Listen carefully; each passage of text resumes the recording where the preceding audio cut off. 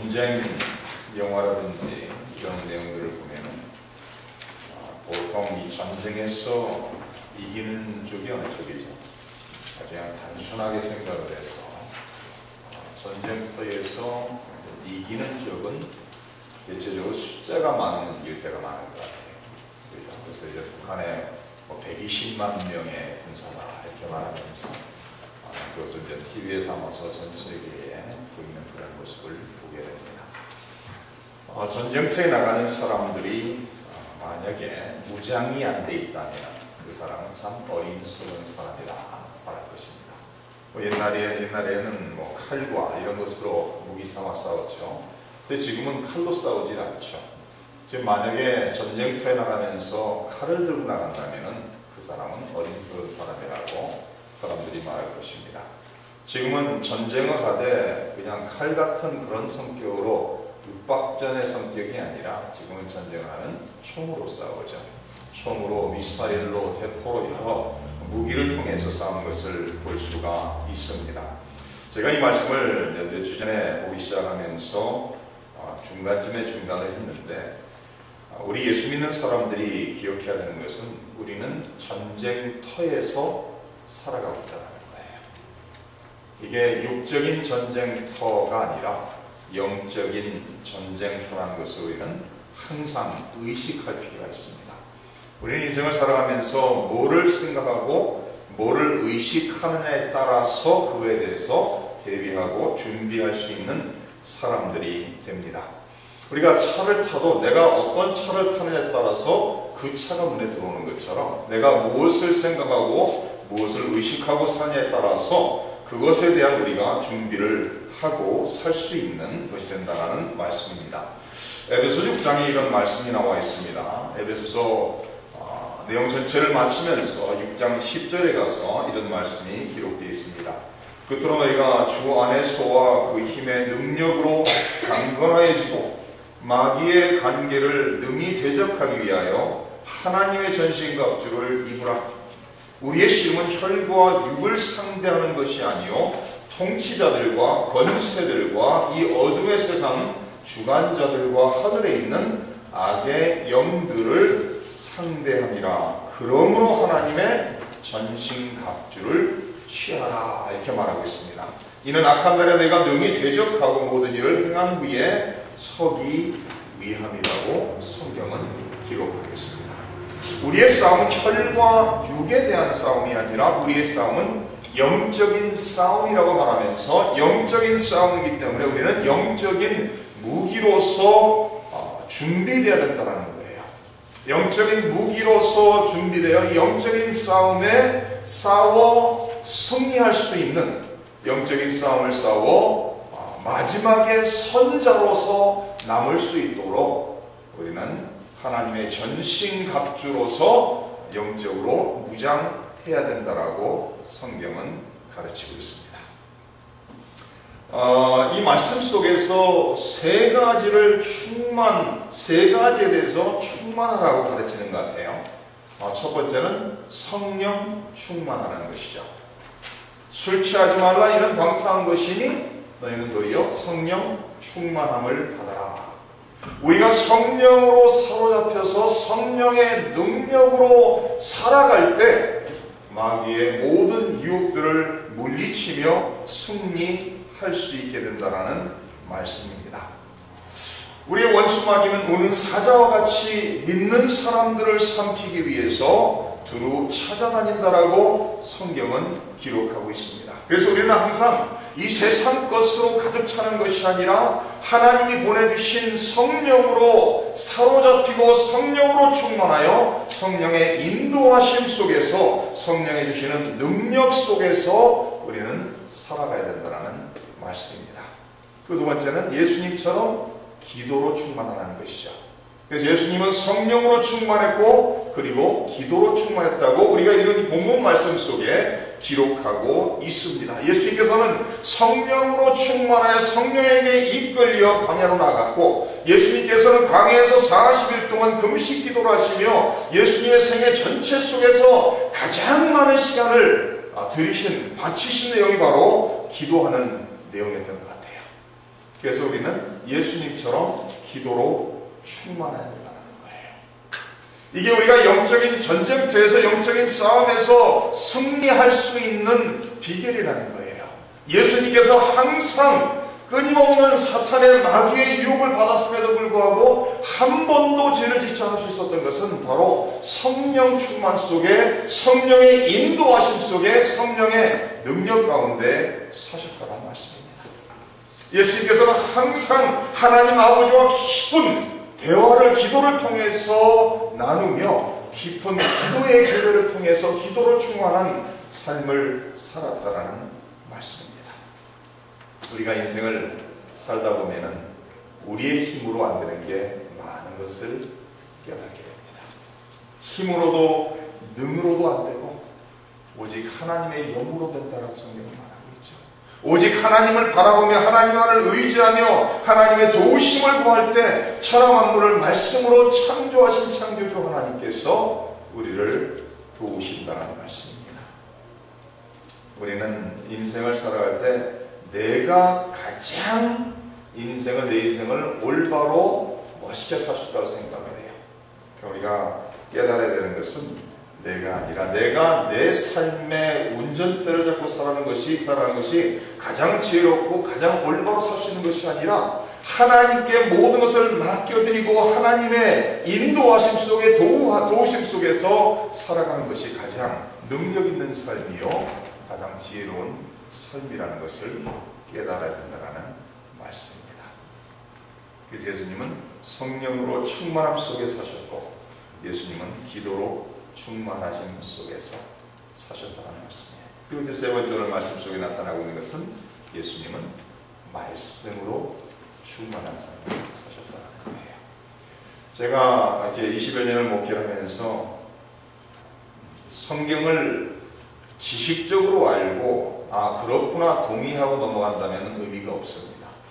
하나님의 말씀을 통해서 진리가 선포되어지고 이 말씀 속에 예수님을 믿는 하나님의 자녀들이 이렇게 살아갈 때 하나님의 능력으로 승리할 수 있다라는 이런 성경의 속에 나타나고 있는 이런 진리 원리들을 우리가 들었을 때 그 말씀을 우리의 삶 속에 적용할 때에만 능력이 나타난다는 거예요.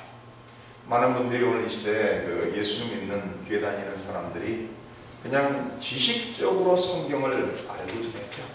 이것이 내 마음속에 새겨져 내가 이 말씀에 힘입어 말씀을 따라 살아가기보다는 그것은 지식적으로 알고 내 인생은 내가 원하는 대로 살아가는, 그럼 그곳에는 하나님의 능력이 나타날 수가 없습니다.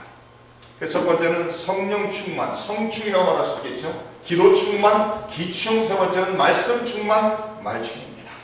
그러면 말씀으로 충만한 게 왜 중요하느냐? 다시 한번 우리가 에베소로 한번 가서 보시기 바랍니다. 제가 에베소 몇 구절을 읽어드렸는데 하나님의 전신갑주를 이야기하고 있는 내용이 에베소 6장에 나와 있습니다.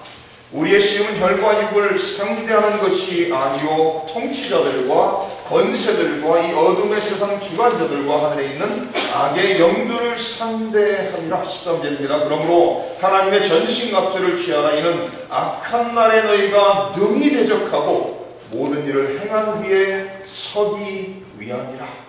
그런즉 서서 진리로 너희 허리띠를 띠고 의의 호심경을 붙이고 평안의 복음이 준비한 것으로 신을 신고 모든 것 위에 믿음의 방패를 가지고 이로써 능히 악한 자의 모든 불화살을 소멸하고 구원의 투구와 성령의 검도 하나님의 말씀을 가지라. 모든 기도와 간구로 하되 항상 성령 안에서 기도하고 이를 위하여 깨어 구하기를 항상 힘쓰며 여러 성도를 위하여 구하라.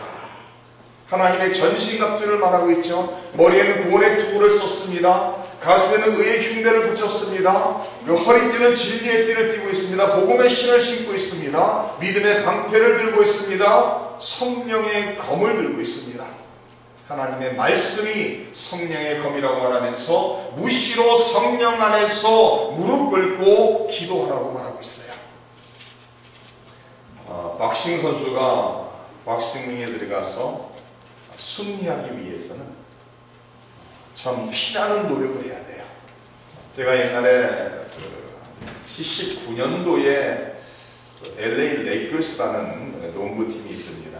그 당시에 내가 농구 선수 중에서 좋아하는 선수가 대학교 2학년 때 미시건 스테이트 선수로서 NCAA 바스켓볼 토너먼트에서 우승을 했어요.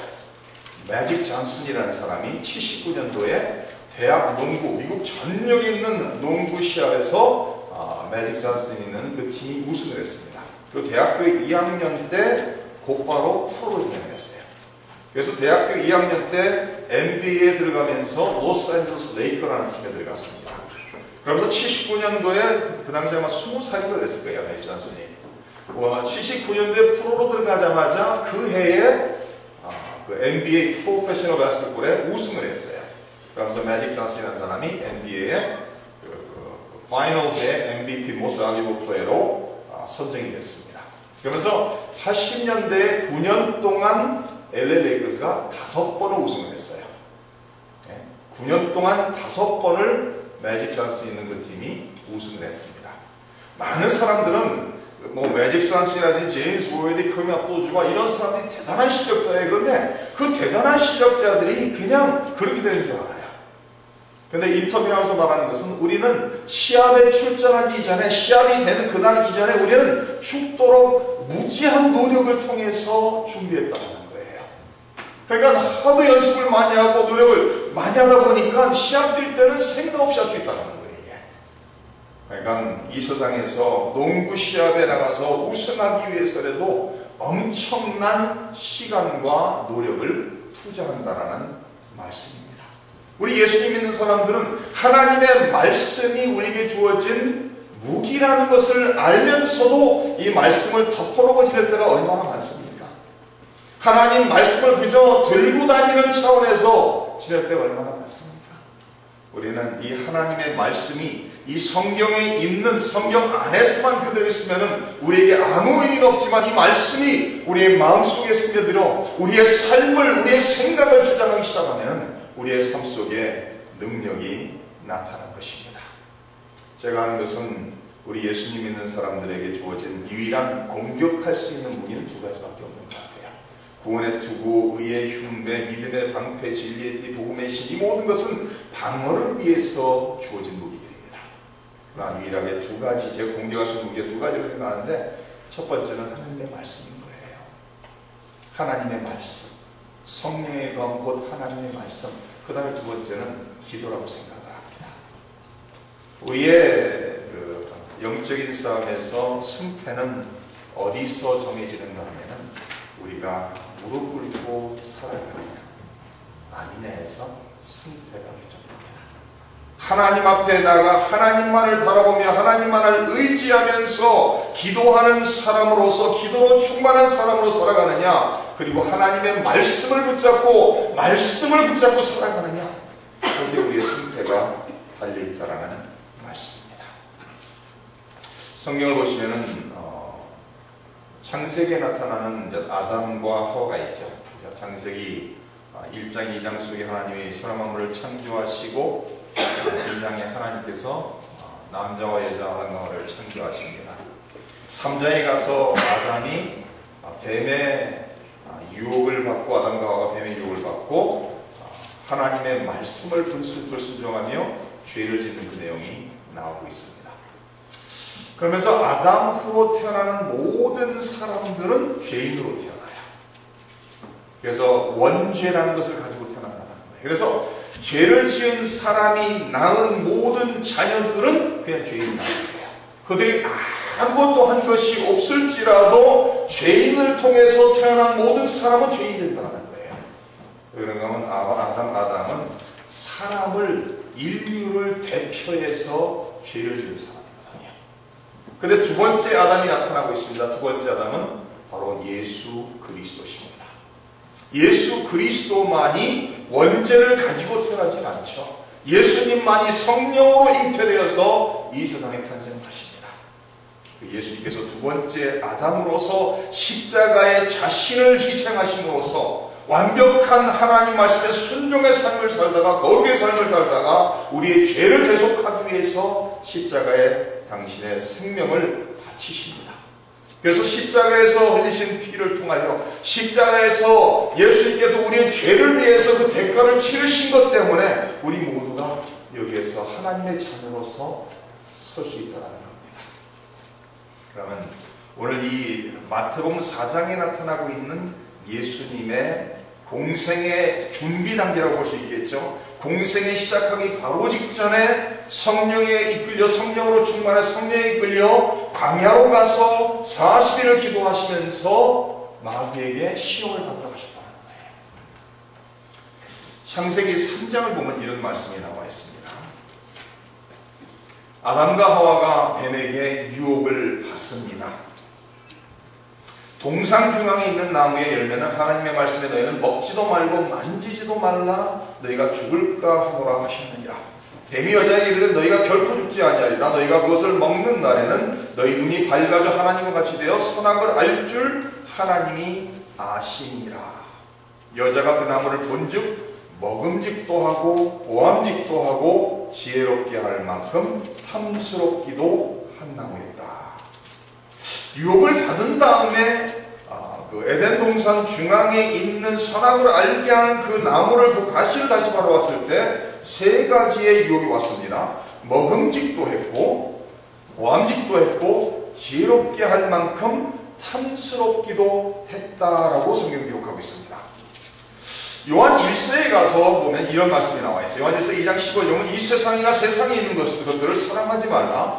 누구든지 세상을 사랑하면 아버지의 사랑이 그 안에 있지 아니하니 이는 세상에 있는 모든 것이 육신의 정욕과 안목의 정욕과 이생의 자랑이니.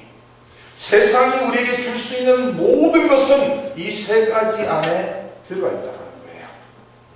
육신의 정욕, 안목의 정욕, 이생의 자랑이니 다 아버지께로부터 온 것이 아니요 세상으로부터 온 것이라. 이 세상도 그 정욕 뜻이 나가도 오직 하나님의 뜻을 행하는 자는 영원히 거하느니라 라고 기록하고 있습니다.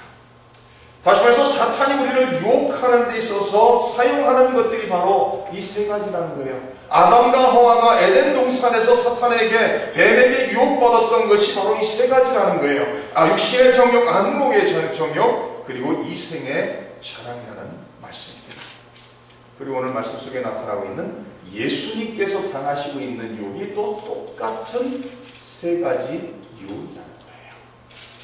그러면 첫 번째 아담이었던 그 아담과 하와는 뱀에게 유혹을 받았을 때 완벽한 세상 속에서 죄도 없고 아무 잘못 부족한 것도 없는 상황 속에서 그 유혹에 넘어갑니다. 우리 예수님께서는 가장 열악한 상황 속에서 광야에서 40일을 금식 기도하시고 육적으로는 배고플 대로 배고픈 그 상황 속에서 인간적으로는 육적으로는 모든 어려움 속에 가장 열악한 상황 속에서 에덴 동산의 아담과 하와 받았던 동일한 유혹을 받고 있어요. 그래서 첫 번째 마귀가 유혹하는 것이 이 내용이죠. 3절에 시험하는 자가 예수께 나와서 이르되 내가 만일 하나님의 아들이거든 명하여 이 돌들로 떡덩이가 되게 하라. 예수께서 대답하여 이르시되 기록되었을 때 사람이 떡으로만 살 것이 아니라 하나님의 입으로부터 나오는 모든 말씀으로 살 것이니라 하였느니라. 어떤 정욕이죠? 육신의 정욕이죠. 육신의 정욕을 육신을 향해서 육신의 욕구를 향해서 유혹하는 내용입니다. 아담과 하와는 에덴 동산에 살면서 자기들의 필요한 모든 것이 육신적으로 필요한 모든 것이 충족됐습니다. 그런데 두 번째 아담이신 예수님은 육신적인 것이 너무나도 결핍되고 부족한 상황 속에서 동일한 유혹을 받습니다. 그런데 예수께서 말씀하세요. 사람이 떡으로만 살 것이 아니요. 우리는 육을 가진 사람들이기 때문에 떡으로 살아야 된다는 게, 그러나 떡으로만 사는 것이 아니라는 거예요. 그러면 하나님께서 아담과 하와를 창조하시고 흙으로 그들을 빚으신 후에 그들이 서 있는데 살아있는 사람이 아니라는 거예요. 그래서 하나님께서 그 코에 생기를 불어넣으시니까 그들이 생명이 됐다고 성경이 기록합니다. 그래서 사람은 영과 육으로 되어 있다는 거예요. 육을 위해서는 육신의 양식을 먹어야 되고 올바로 음식을 제대로 먹어야 되겠지만 우리의 영혼을 위해서는 영의 양식을 먹어야 된다는 거예요. 사람이 떡으로만 살 것이 아니요 하나님의 입으로부터 나오는 모든 말씀으로 설 것이다. 성도님들이 영적으로 건강한지 건강치 않은지 알 수 있는 게 딱 한 가지밖에 없어요. 날마다 영혼을 위해서 영의 양식을 먹고 사느냐. 우리가 육신을 위해서 날마다 하루에 2끼, 3끼 혹은 4끼를 먹고 살죠.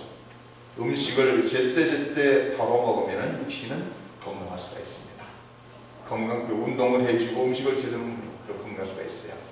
똑같이 우리의 영혼도 하나님의 말씀, 하나님의 입으로 나오는 그 말씀을 채워줄 때 우리의 영혼이 건강히 든든히 설 수 있다는 거예요. 예수님께서 첫 번째 육신의 정욕에 대한 것을 물리치십니다.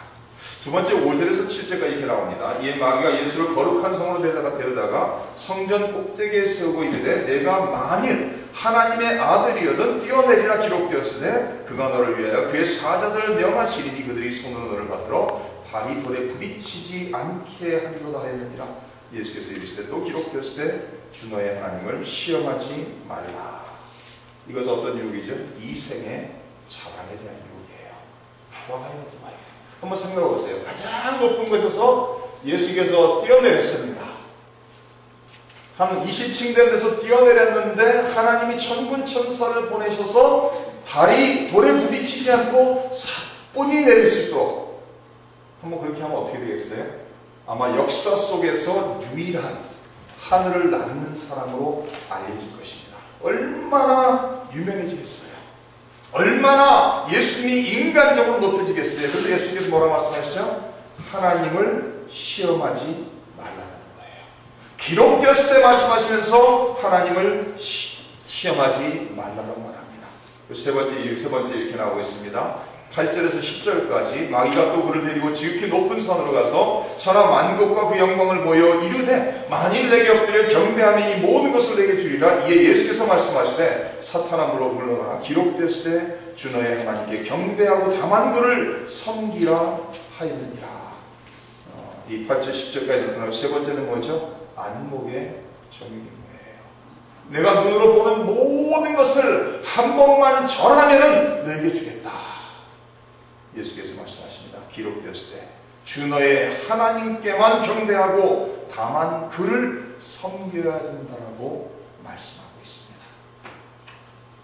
다시 말해서 예수님께서 이 세 가지 유혹을 받았을 때 육신의 정욕, 이생의 자랑, 안목의 정욕에 대한 유혹을 받았을 때 예수님께서 세 번 다 반복해서 뭐라고 말씀하고 있죠? 기록되었을 때, 또 기록되었을 때, 기록되었을 때 하시면서 하나님의 말씀을 인용하시면서 하나님의 말씀을 성령의 검 하나님의 말씀을 칼로서 사탄을 물리치고 있는 마귀를 물리치고 있는 본을 보이시고 있다는 말씀입니다. 신명기 8장 3절, 신명기 6장 16절, 신명기 6장 13절 이 세 구절을 인용을 하시면서 마귀의 모든 유혹을 물리치고 있습니다. 그래서 잠깐 생각하고 넘어가길 원하는 것은 사탄이 두 번째 유혹을 할 때 뭐라고 얘기했죠? 사탄이 두 번째 유혹을 하면서 성전 가장 꼭대기에 세운 후에 이르되 내가 만일 하나님의 아들이여든 뛰어내리라. 그러면서 마귀가 이렇게 말합니다. 기록되었을 때 그가 너를 위하여 그의 사자들을 명하시니 그들이 손으로 너를 받들어 발이 돌에 부딪히지 않게 하리로다 하였느니라. 마귀가 시편 91편 11절과 12절을 인용하고 있어요. 마귀가 말이에요. 마귀가 예수님을 유혹하는데 이생의 자랑으로서 유혹을 하는데 마귀가 시편 91편을 인용하고 있다는 거예요. 여호와의 증인이 이제 저희 집에 간혹 찾아옵니다. 어떻게 이제 저희 집을 아는지 모르겠지만 여호와의 증인이 찾아와요. 어젠가 그저께도 아침에 이렇게 문을 두드려서 열어봤더니 젊은 남자분하고 한 70 되신 할아버지하고 두 분이 이렇게 찾아봤어요. 그러면서 이제 뭐 좋은 아침이죠 그러면서 이제 말씀을 하십니다. 그러면서 전도하러 왔다는 거예요. 전도하러 왔다 하면서 얘기를 했어요. 그래서 제가 저 예수님 믿습니다 그랬어요. 그랬더니 예수님 믿으시더라도 제가 드리고 싶은 책이 있다 하면서 이제 뭐죠? 그 와치타워에서 나오는 책이 있잖아요. 그걸 주고 해서 필요 없다고. 네, 그런 다음에 돌려보냈어요. 여호와의 증인에 있는 사람들이 전도하러 와서 자기들이 달달달달 외운 말씀을 가지고 전도를 해요. 제가 옛날에 여호와의 증인에서 이 가르치는 사람과 한 3-4시간을 얘기한 적이 있어요. 백인이었는데 이 사람이 자기는 여호와의 증인에서 지금 수십 년이 돼서 가르치는 사람이라는 거예요. 그래서 그 사람하고 한 3-4시간 이야기하면서 이제 전도를 하고 말씀을 막 하셨는데 전혀 안 받아들여. 이 사람들은요. 자기들이 외운 것만을 가지고 세뇌된 것을 가지고 하거든요. 근데 이제 저희 이제 목사니까 말씀을 연구하는 사람이고 말씀을 아니까 무슨 얘기를 해도 제가 그것을 대꾸를 할 수가 있었어요. 그러니까 그 사람들의 약점도 알고 그 사람들의 잘못된 점도 아니까 그 사람에게 계속 전도를 했었습니다. 근데 전혀 받아들이지 않죠. 근데 많을 때 교회를 다니는 성도님들이 누가 와서 성경에 이렇게 기록됐습니다 하면 쑥 넘어가 버려요. 왜? 성경 말씀이라는데 만약에 마귀가 우리를 찾아와서 예수님을 유혹하는 것처럼 이 세계 자랑에 대한 유혹을 하면서 시편 91편을 인용하면서 떠내려라, 하나님께서 너를 붙잡아 주신다고 하셨다 그러면은 하나님이 말씀에 그랬다라면은 떠내려도 되겠구나 이렇게 생각할 수가 있어요. 그런데 시편 91편에 가서 지금 이 마귀가 인용하고 있는 구절을 자세히 읽어보면은 어떤 내용인가 하면은 아주 어려운 상황일지라도 수많은 사람들이 옆에서 쓰러져 죽을지라도 하나님께서 너를 지켜주시겠다라는 그런 내용이에요. 그러니까 마귀가 지금 하나님의 말씀을 인용을 하고 있지만은 올바로 인용하는 것이 아니라 왜곡해서 인용하고 있다는 거예요. 제가 지금 드리고 싶은 말씀은 이겁니다. 하나님의 말씀을 아시더라도 대충 아시지 말라는 거예요. 대충, 성격이 그런 분들이 있어요. 대충 알고 넘어가는 분들. 무슨 얘기를 하다가 성경 어디에 그런 말이 있더래 이렇게 넘어가요. 그건 안 먹힙니다. 성경에 없는 말을 얘기하면서 그 성경 어딘가 있더라 먹히지 않아요. 어떤 사람들은 그러죠.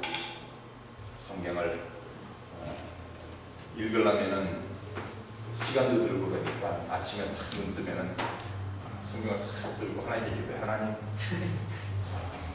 저에게 오늘의 말씀을 주시옵소서. 무슨 정치는 것처럼 탁 열어봐요. 탁 봤는데 가로들다가 목매어 죽더라. 그거는 좀 안 맞잖아요, 그죠? 그랬더니 또 하나님 어떻게 제가 오늘 묵상하시는 말씀 달라는데 어떻게 그런 말씀을 주십니까? 다시 한번 하겠습니까? 그러니까 다 들어서 하나님 오늘의 말씀을 주시옵소서. 그런데 또 탁 보니까 너도 속히 가서 그리하여라. 도열을 받았어요. 하나님 어떻게 하나님께서 그러실 수가 있습니까? 모든 게 3세 보니까 한 번 더 기회를 드리겠습니다. 이번에는 좋은 말씀 주셔서 기도 딱 했더니 계획한 것을 속히 실천하라. 그런 식으로 무슨 점쟁이가 하나님 말씀 이건 아니죠. 우리 성도님들이 인생을 살아가면서 열정을 가져야 되는 것은 영적인 일들이에요. 돈 버는데 열정을 갖는 게 아니라 열심히 일하면 먹고 사는 만큼은 법니다. 돈을 위해서 내 생명을, 내 인생을 바치는 것이 아니라 우리는 영적인 일들을 위해서 예수님께서 모든 마귀의 유혹들을 다 물리치는데 성령으로 충만하셨고 기도로 충만하셨고 말씀으로, 진리의 말씀으로 충만하셨다. 그럼 우리도 그걸 따라가야 돼요. 그게 성경에서 주는 진리고 성경에서 주는 원리라는 거예요. 우리는 무엇으로 가득 차느냐에 따라서 그것을 위해서 인생을 살게 되어 있습니다. 최근에 저희 아이들이 듣는 음악을 제가 들어봤어요. MP3에 듣는 음악을 다 들어보니까 세상 노래도 많이 들어있고 아이들의 그 자세를 보면서 제가 느낀 게 무엇을 보고 무엇을 듣고 어디에 많은 시간을 할애하고 사느냐에 따라서 그들의 마음의 상태가 정해지더라고요. 컴퓨터를 하시다 보면은 컴퓨터는 뭐 어떻게 되죠? 입력하는 것, 인풋을 근거로서 아웃풋이 나오게 돼 있죠. 그죠? 뭘 넣느냐에 따라서 그것을 근거로 나오게 돼 있어요. 우리 사람도 똑같다고 생각하시면 맞습니다. 성도님들이 무엇으로 우리의 가슴에, 우리의 심령에, 우리의 마음에 가득 채우느냐에 따라서 그것을 근거로 우리는 말하고 행동하고 살아가게 된다는 거예요. 우리 성도님들이 예수님처럼 성령으로 충만하고, 예수님처럼 기도로 충만하고, 예수님처럼 하나님의 말씀으로 충만합니다. 우리 성도님들은 2012년을 승리하며 살아가실 수가 있습니다. 예수님처럼 모든 유혹을 받았을 때 성령의 능력으로, 하나님의 도우심으로, 말씀의 능력으로서 모든 유혹들을 물리치며 하나님의 영광을 위해서 살아갈 수 있게 된다는 말씀입니다. 제가 계속 말씀드리죠. 1년에 결심을, 세상적인 결심은 아무것도 상관없어요. 그러나 영적인 결단을 좀 하시면 좋을 것 같아요. 내가 올해는 성령의 인도하심 속에, 성령에게 사로잡혀 성령의 인도하심 속에 살겠다. 내가 올해는 날마다 하나님과 기도를 통해 깊은 교제를 나누며 하나님의 뜻을 분별하며 살겠다. 내가 올해는 하나님의 말씀으로 나의 삶에 가득 채우겠다. 그건 좀 결심하시면 좋을 것 같아요. 그러면 하루하루 지나면서 우리 성도님들의 삶의 변화를 체험하게 될 것입니다. 하나님으로, 하나님의 말씀으로, 하나님의 은혜로 가득 채워질 때 우리 성도님들은 이 세상에서 하나님을 기쁘시게 해드리며 하나님을 영화롭게 하는 삶으로서 나타납니다.